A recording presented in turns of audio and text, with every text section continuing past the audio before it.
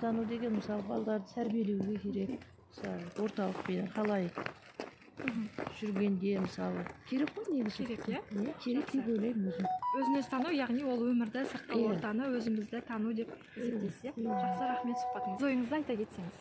Өзін өзі тану болғанда жақсы қылықтарды үйрену, жақсы жағынан, табиғат жағынан, в общем, бәрі кіреді, бәрі оқып үйренген жақсы ғой.